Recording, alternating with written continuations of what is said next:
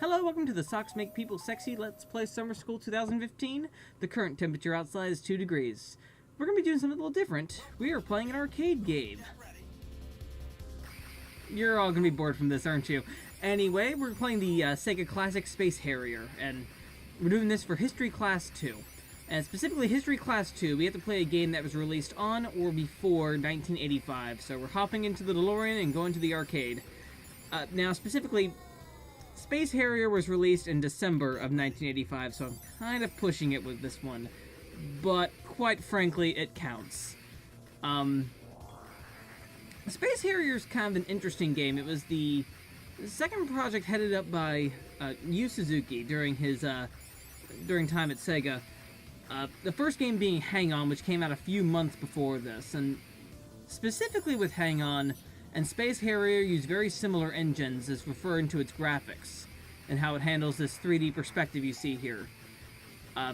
Yeah, Space Harrier is really noted for its 3D perspective, and the entire game is built around being in 3D, or in a 3D, kind of a 3D-ish plane. Basically what we're doing here is moving back and forth between these 9 different positions based on how you handle the joystick.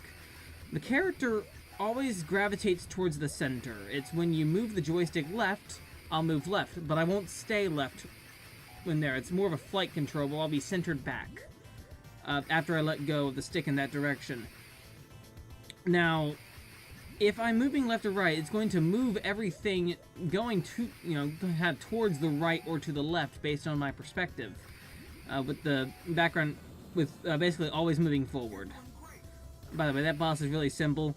What you do, you stay in a direction, whenever he fires his shots, they're all going to go towards that. Get out of that position. And so you're basically moving towards these 9 different positions on the screen to dodge these enemy attacks.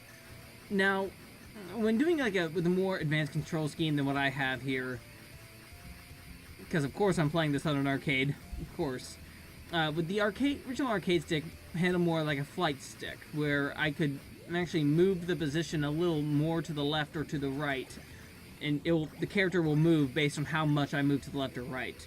On a digital pad, it's a little hard to feel that. But this game has a very interesting design. It's this 3D perspective wasn't really used kind of much until some of these games came out from Sega, specifically Hang On, Space Harrier, also Yu Suzuki's work Outrun and Afterburner. Anyway, from there, I haven't explained too much of the game, besides just that basic thing. It's an arcade port. You're not going to get too much out of it. A lot of these bosses are pretty simple. You get to these positions, and you move kind of based so you don't get hit by their shots. Now, if you notice, whenever you get hit by a shot, you lose a life. That's how it is. One-hit deaths. Except if you trip on these smaller objects that are at the bottom of the screen. Trip on them if you do. But you can also run into more solid objects that you can't destroy, like some of the rocks you saw earlier. Yu Suzuki also did a lot of other work with other Sega games in particular, and my history with Space Harrier comes from one of those games. He did all these Virtua games, the Virtua Fighter, Virtua Cop, Virtua Racing, and then later on he went on to make Shenmue, which is one of the most controversial projects probably of Sega doing it, either one of the best or one of the worst. Take your pick. But a lot of my experience with Space Harrier does not come from an arcade, actually. I'm a little too young for that, even. But it really comes from me playing through Shenmue. And in Shenmue, you run into this arcade, which you can actually sit down and play Yu Suzuki games, specifically Hang On and Space Harrier. And there's that. This boss also is a 2-headed dragon. What you need to do is just hit it and go on. But really, Space Harrier was a big time sink for me, actually in the arcade, and Shenmue.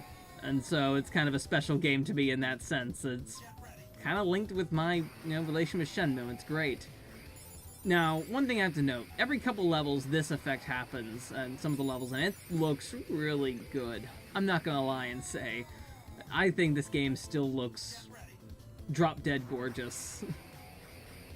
It runs very smoothly, runs very smoothly, especially when playing. It runs very quickly.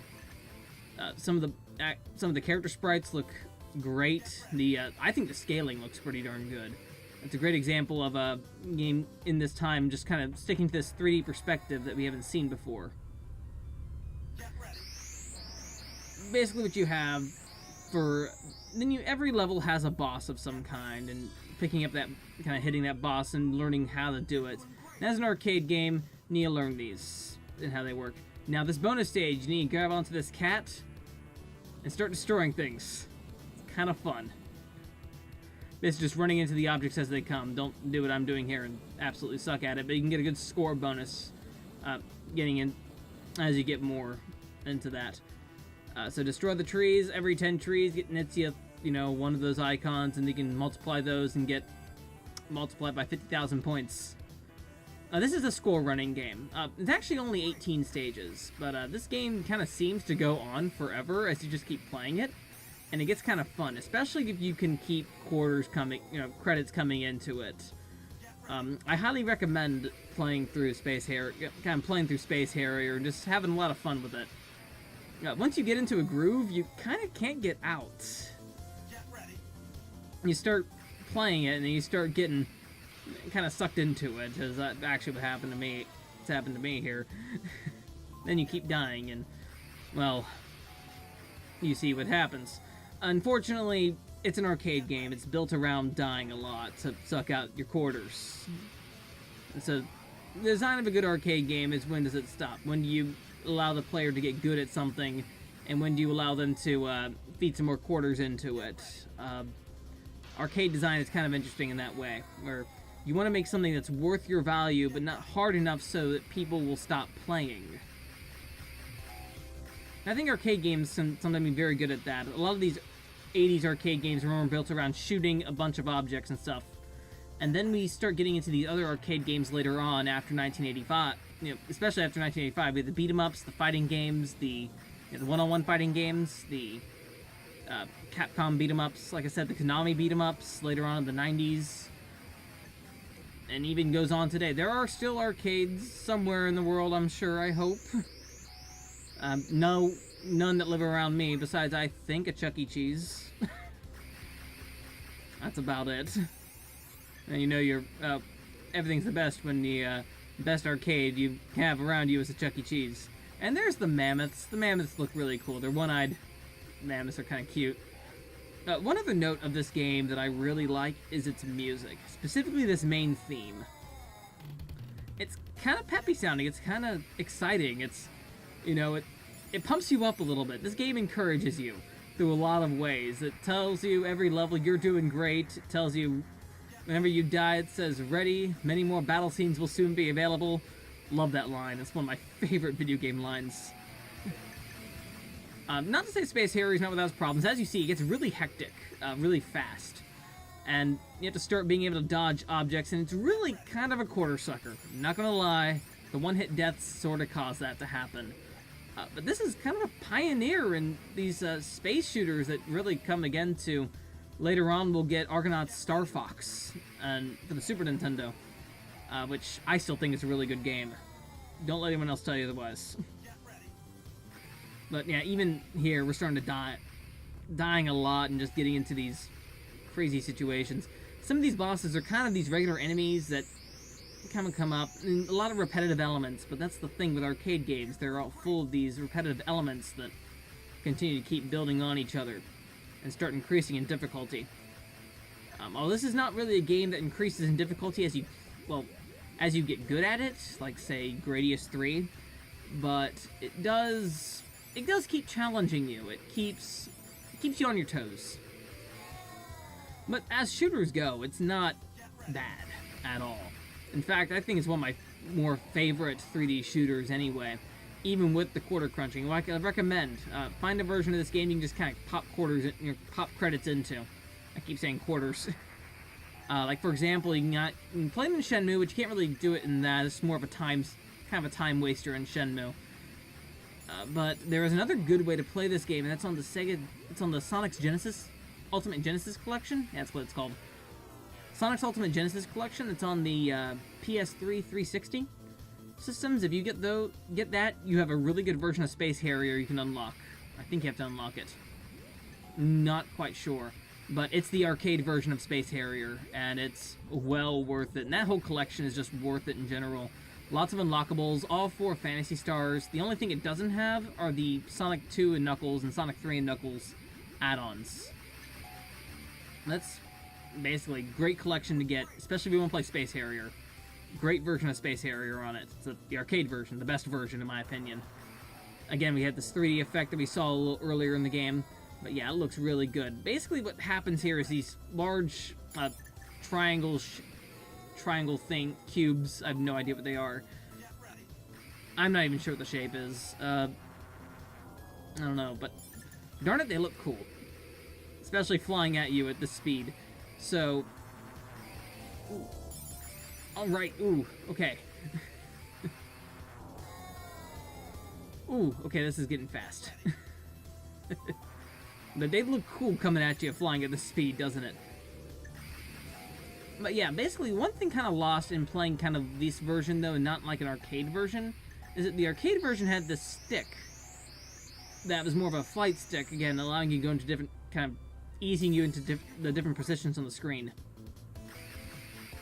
So the goal here with the kind of the digital control is you can't really control yourself like that. It's hard to do.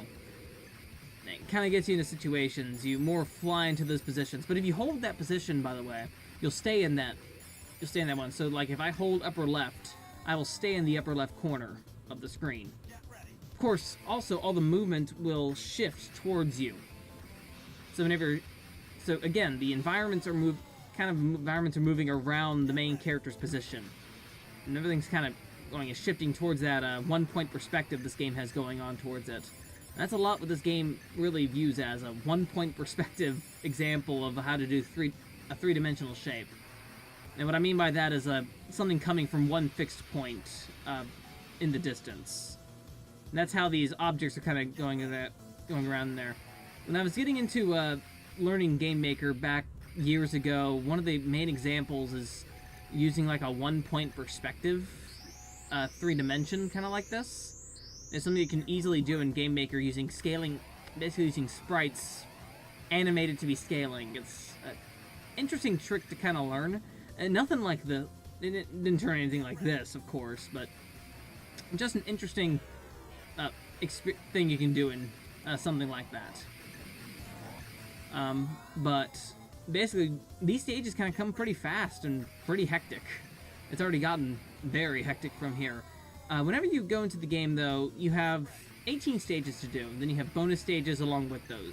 You know, bonus stages mixed into there every few stages. What it's going to be next is there. In the 18th stage, you have a boss rush that you have to take care of, and that's the end. You know, the end of the game right there. Goes on. But yeah, these robots here, these enemies get tougher as it goes. They get a little more surprising, and it gets kind of hectic going on. Ooh yeah, I've had to put in way too many credits for this already to even show off this far in the game. Again, the main problem with Space Harrier I have, it's a quarter cruncher, but it's a darn good quarter cruncher, not gonna lie. Now we come to this next boss, which, as you notice, the bosses start varying on each other. Different variations of these smaller enemies, or like here, for example, this that two-headed boss we saw earlier is now a two-headed skeleton dragon. Now we come to the next bonus stage for stage 12. And then we jump on the cat and we start destroying things for a bunch of points. This is actually really fun to see. Just different environments, different sprites that were used for these are very nice. And again, I think this game does still hold up pretty well. Even though it is a quarter cruncher, like I said, it's a darn good quarter cruncher. And again, this game is really easily obtainable now. You can get on the Genesis Collection, which I'm sure you can get for less than $20 now. I'm not sure of any... There's other console versions. There's a Master System version of the game. There's a 3D version of the Master System game, which, from what I've seen, is nothing too special. Don't really go for that one. I've heard the Master System version is good, though. There's a good Genesis version. There's a sequel to the Genesis version on the Genesis. Kind of like a couple other games in there. kind of in the same vein of these arcade games. Like, I know there's a Afterburner 2, there's a, I think there's a Super Hang-On as well, from what I know. And yeah, from there, check out other Yu Suzuki works, because they're all pretty darn good. And that's going to be the end of this here. We are coming up to the end of history class, and finally, not going to lie, this has been a very interesting video to work on. But remember, when you come up to this, even though you're doing Space Harrier here, and remember you're dying, remember that many more battle scenes will soon be available. This is Jester 4, and thank you for watching.